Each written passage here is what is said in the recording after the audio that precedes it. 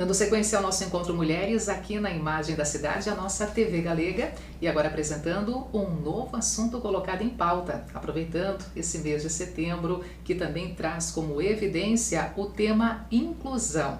E a gente fala sobre esse assunto agora com a minha convidada, a Priscila Francisca Krieger, que é ativista da inclusão, e aqui então em pauta realmente esses desafios do processo da inclusão num país chamado Brasil. Priscila, seja bem-vinda à nossa TV Galega. Obrigada, Denise. É sempre bom estar nessa casa, né? Vocês sempre acolheram muito bem a gente em todos os nossos movimentos.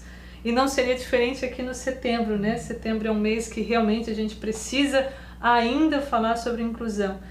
E vindo para cá, Denise, eu ainda pensei, né? Até quando eu vou ser convidada para falar sobre a inclusão, né? Isso me deixa feliz, porque esse é um assunto que sempre precisa estar em pauta, porque por vezes nós somos as vozes dessas crianças, desses adolescentes, desses adultos, né? Mas enquanto nós estivermos recebendo esse título de ativista, né, de mães da inclusão, enfim, coisas ainda estão acontecendo de errado, né? E é muito importante esse espaço que vocês nos cedem para a gente poder falar um pouquinho, passar um pouquinho da nossa experiência. Você tocou num tópico, numa frase que a gente vai agora seguir essa frase. Coisas ainda estão acontecendo errado.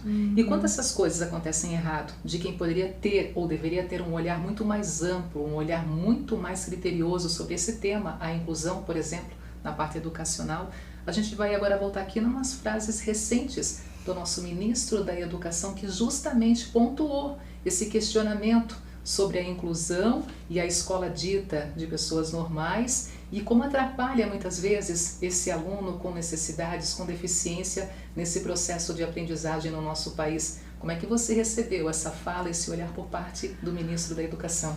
Então, a voz até dá uma pesada, sabe, Denise, porque eu lembro do dia e quase não acreditei, né? Fui verificar se não era uma fake news, né? No mundo que a gente vive, a gente precisa checar a fonte, assisti o vídeo na íntegra e, de fato, né, foi uma expressão muito mal colocada.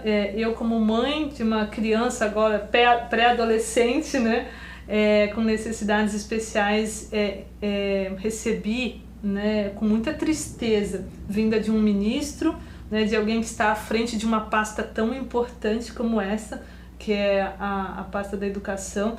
Então, fiquei muito triste nesse sentido e digo mais, a educação deveria ser levada a sério, né? Tanto pela classe política como pelas pessoas de uma forma geral. E falando da fala do ministro, impossível não falar, né?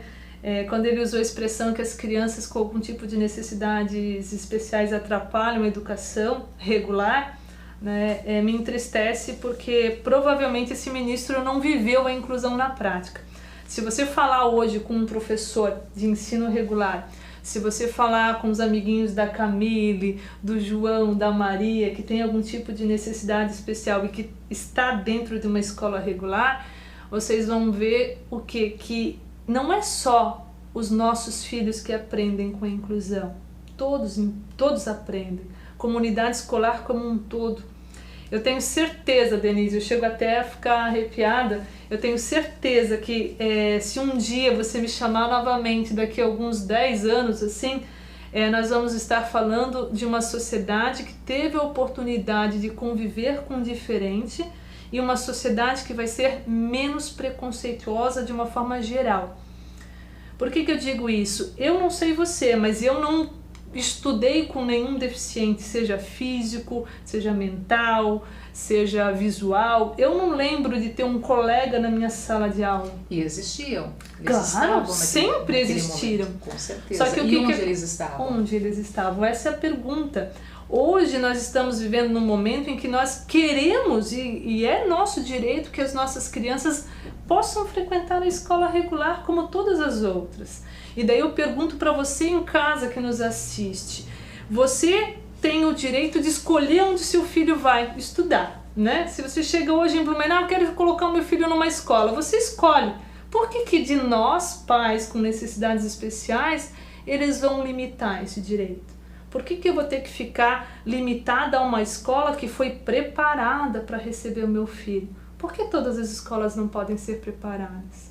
É isso que deixa a gente com essa sensação de indignação, sabe?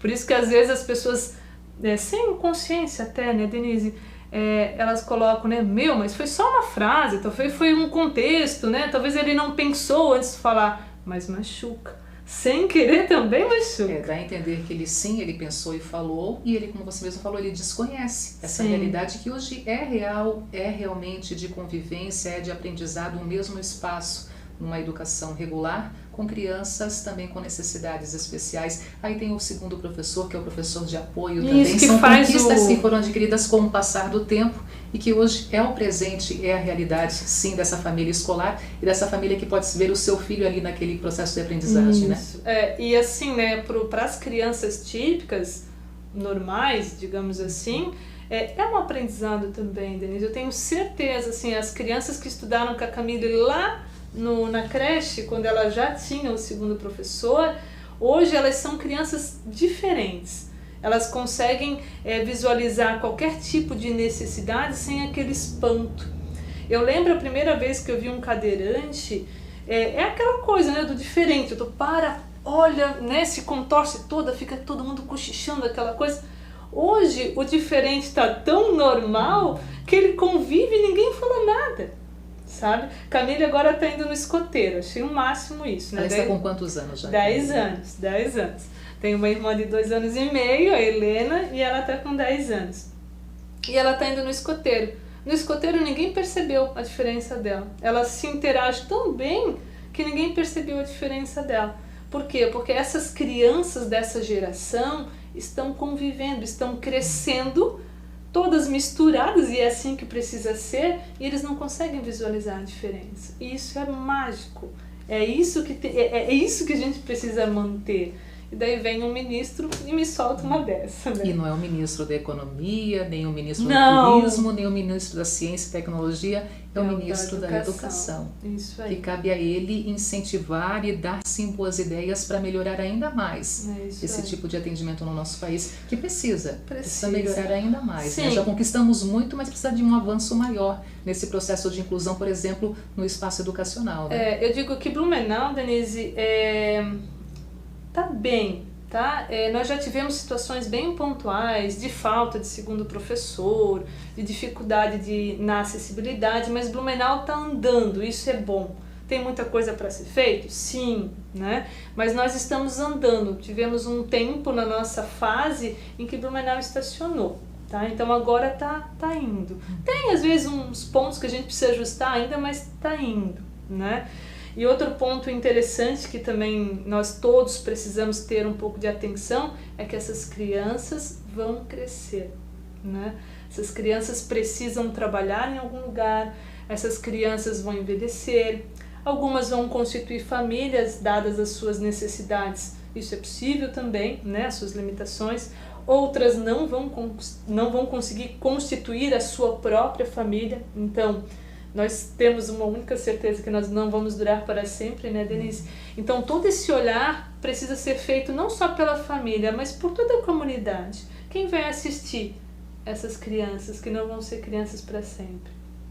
Então esse setembro da inclusão, a gente precisa falar da inclusão no trabalho, inclusão na sociedade, inclusão na escola. E quando eu falo em inclusão, até recebi um vídeo recente de uma loja em que um autista estava dentro da loja e ele queria algo.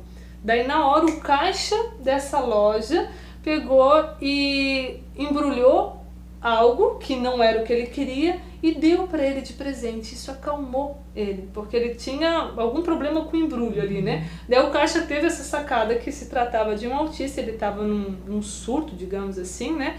E entregou esse presente para ele. Então vejam que o comércio precisa se preparar, né? O mercado, quando o autista está lá fora, às vezes a gente olha uma criança tendo uma birra. Existe birra e existe um autista tentando se incluir numa sociedade. E como é fácil jogar uma pedra, né? Sim. Como é fácil condenar, principalmente os pais. Sim. Onde é que está o limite, onde é que está a educação dessa criança, né? Eu vou te dizer, Denise, que no começo é muito difícil, mas hoje eu vou no mercado, a Camille não é autista, mas ela tem assim umas limitações e tem alguns traços de autismo, digamos assim. Então, assim, foram muitos testes, foram algumas vezes as idas ao mercado, de chegar no mercado não levar nada e vir para casa, porque não deu, entende? Hoje eu vou no mercado, hoje eu vou numa loja, eu vou num shopping, eu vou num restaurante, por quê? Porque nós lá em casa tentamos, né? E às vezes a gente foi muito bem recepcionado pelo lugar onde nós estávamos, mas às vezes tinha aquele olhar meio torto, onde é que está a família, onde é que está o limite dessa criança, olha que criança mais mal educada, e assim vai, né? Mas quando a gente vive esse setembro, a gente precisa viver essa reflexão. Você que está em casa precisa refletir o que eu faço, o que eu tenho feito no meu dia a dia para tentar fazer com que a inclusão saia de um papel, né? Que não seja uma letra de lei morta. Lá no meu trabalho, eu tenho alguém que tem uma dificuldade de acessibilidade, eu tenho auxiliar, eu tenho um colega talvez com déficit intelectual, um déficit de atenção, eu tenho ajudado a tirar sarro desse meu colega, né? Então todo mundo consegue participar desse momento de inclusão, todo mundo consegue praticar a inclusão de verdade, sabe? Não ficar só, eu defendo a inclusão, vou lá, visto uma camisa branca, né? A inclusão ela pode ser feita de janeiro a janeiro, sabe? E a gente precisa que isso aconteça. Esse mês em específico é legal, por quê? Porque a gente fala disso, refresca a importância disso, mas a inclusão ela precisa ser pensada de janeiro a janeiro. Priscila, de janeiro a janeiro, mais de 1 ano e 6 meses de pandemia. Sim. E aí eu te pergunto também, como mãe, como professora, como mulher, como ativista da inclusão, como é que foi esse período, como é que está sendo esse período também para vocês que vivem também essa realidade em casa e você nesse contexto educacional também em tempos de pandemia, trabalhar com esse tema da inclusão, principalmente no momento escolar? Então, como professora, Denise, eu vou te dizer que eu tive algumas ricas experiências como docente de graduação.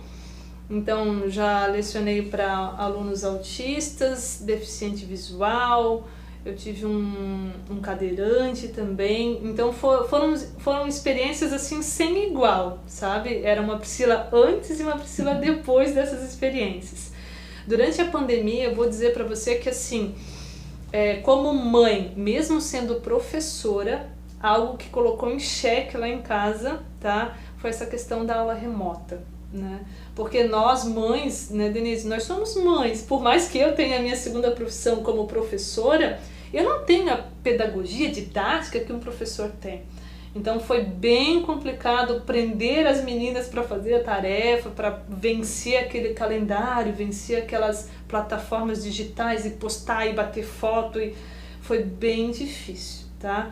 Quando houve ali a possibilidade de retorno das aulas, foi a primeira decisão que eu tomei. Vai colocar em risco, mas vamos levar máscara, álcool em gel e vamos colocar as gurias para a escola, porque a escola de uma forma geral, na minha opinião, para todas as crianças é excelente.